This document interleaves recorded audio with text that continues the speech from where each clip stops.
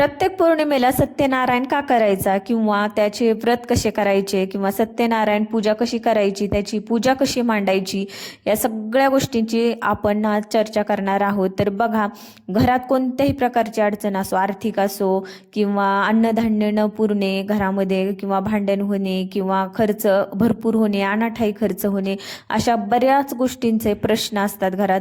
बघा, तुम्ही जर प्रत्येक पौर्णिमेला अशा 12 पौर्णिमेला सत्यनारायणाची पूजा मांडली किंवा हे व्रत केले तर जवळजवळ सगळ्या गोष्टींचे म्हणजे सगळ्या प्रश्न आपले संपतात. आपल्या घरातील जेवढे जेवढे प्रश्न असतात किंवा जेवढे संकट असतात त्याचे निवारण या 12 पौर्णिमेचा सत्यनारायण जर तुम्ही केला तर ह्या सगळ्या गोष्टींचे प्रश्न सुटतात. तर बघा, घरामध्ये आपल्या आर्थिक अडचणी असतात, भरपूर अडचणी असतात. घरात एक अडचण नसते, आर्थिक फक्त एकच नसते तर अनेक असतात. अन्नाचं विषय लागत नाही, म्हणजे कितीही खावंसं वाटत नाही. घरात सगळं असतं पण काही खाऊसं वाटत नाही, म्हणजे चव लागत नाही त्या अन्नाची. अन्न खाऊन तृप्ती होत नाही, कितीही खाल्लं तरी पोटच भरत नाही किंवा महिनाभर पुरणारे धान्य महिनाभर न पुरता ते लवकरच संपतं किंवा घरात नको असलेल्या ठिकाणी खर्च करावा लागतो. पैसा घरात आला की त्याला अनेक वाटा फुटतात आणि अनाठाई पैसा खर्च होतो. अशा अनेक संकट घरात आहेत, अनेक समस्या आहेत.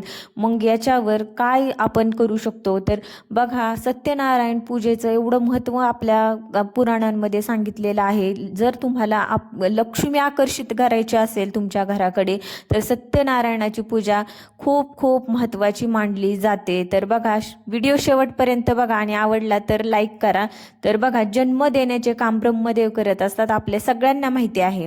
आणि जन्म ते मृत्यूपर्यंत पालन पोषण करण्याची जबाबदारी भगवान विष्णूंवर आहे आणि मृत्यूनंतर भगवान शंकर यांची जबाबदारी असते.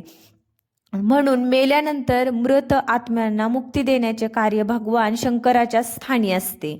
श्री क्षेत्र त्र्यंबकेश्वर या ठिकाणी नारायण नागबळी हा विधी केला जातो. आपल्या घरात पुरेसे न मिळणे किंवा आर्थिक अडचणी या बऱ्याच अडचणी असतात, तर यासाठी सतत आपल्याला 12 पौर्णिमेनंतर त्या व्यक्तीचे वरील प्रश्न बऱ्याच अंशी सुटलेले असतात, बरं का. आणि बरेच चांगले अनुभव बऱ्याच लोकांना आलेले आपल्याला दिसत आहेत. आणि याचे कारण असे की आपण जी सत्यनारायणाची पूजा करतो ती धान्याची पूजा असते. जुनी मंडळी अशी म्हणतात की घरचं धान्य सरत नाही व विकतचे धान्य पुरत नाही, कारण विकतचे आणलेले धान्य आपल्या घरी आल्यानंतर आपण ते खाल्ल्याने जाणकार मंडळी असे म्हणतात की बघा, ओकलेलं खाल्लं तर एक वेळेस ते चालेल, परंतु टाकलेले अजिबात खाऊ नये. जैसे खावे अन्न तैसे उपजे मन.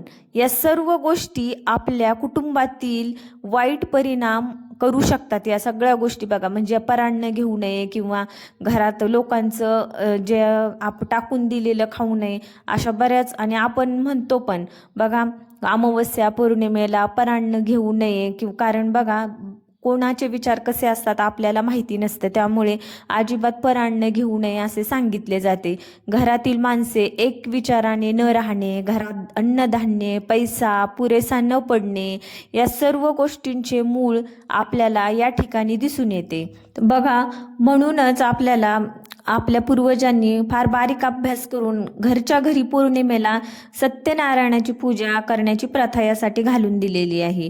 बघा, आपल्या घरी असलेले अन्न व धान्य पालन पोषणाची जबाबदारी भगवान विष्णू यांच्याकडे असल्याने भगवान विष्णूच्या अधिष्ठानात घरातील धान्य व पैशाची सत्यनारायणाच्या पूजेच्या माध्यमातून जर आपण पूजन केले तर त्या पैशाचे आणि धान्याचे सर्व दोष नाहीसे होतात. तर बघा, जो पैसा पैशात पैसा टाकल्यास त्याला बरकत राहते, त्या ठिकाणी पवित्रता येऊन घरात सुख शांती आनंदी प्रसन्न वातावरण राहण्यास सुरुवात होते. आता बघा, तुम्हाला जर खरंच तुम्हाला पैसा आकर्षित करायचा असेल, पैसा म्हणजेच काय अर्थात अर्थातच आपली लक्ष्मी जर आकर्षित करायची असेल तर सत्यनारायण पूजे दर पौर्णिमेला सत्यनारायण पूजा नक्की करा. कारण बघा, सत्यनारायण म्हटले की आपली नारायणाची लक्ष्मी असते आणि जिथे नारायण वास करतात तिथे लक्ष्मी 100% वास करते. तर बघा, ऐश्वर्य, धन, संपत्ती यांचे मालक विष्णू व माता लक्ष्मी देवी यांच्या कृपाप्रसादासाठी घरच्या घरी पूजा करायची. आणि घरच्या घरी सत्यनारायणाची पूजा कशी करायची, तर ह्याची पूजा मांडणी कशी करायची, त्याचे साहित्य काय काय लागणार आहे याची चर्चा करूयात आपण आता. तर बघा, पूजेच्या साहित्यामध्ये आपल्याला एक पाट घ्यायचा आहे, एक चौरंग, चौरंगाभोवती आंब्याचे 4 डहाळे, चौरंगावर अर्धा मीटर पांढरे वस्त्र किंवा कापड आणि ताम्हणा तांदूळ घेऊन त्यात बाळकृष्ण ठेवायचा आहे आपल्याला.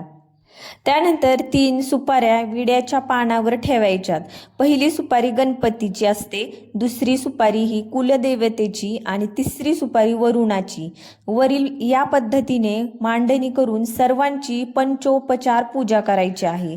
आणि नंतर रव्याचा प्रसाद करून नैवेद्य दाखवून सत्यनारायणाची पोथी वाचायची आणि पोथी वाचून झाल्यानंतर अन्नाचा नैवेद्य दाखवायचा.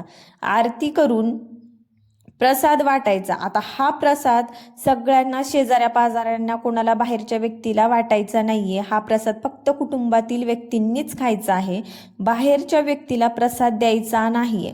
तर नातेवाईकांना सुद्धा द्यायचा नाहीये हा प्रसाद. घरच्या घरी म्हणजे घरच्या घरी 4 लोक असतील तर 4 लोकांमध्येच हा प्रसाद वाटायचा आहे. यानंतर पूजेतील उरलेले गहू, तांदूळ त्या धान्यात टाकायचे. म्हणजे जे आपण पूजेत मांडलेले जे गहू असतात किंवा तांदूळ असतात ते त्या धान्यात जिथले तिथं टाकून द्यायचे आहेत.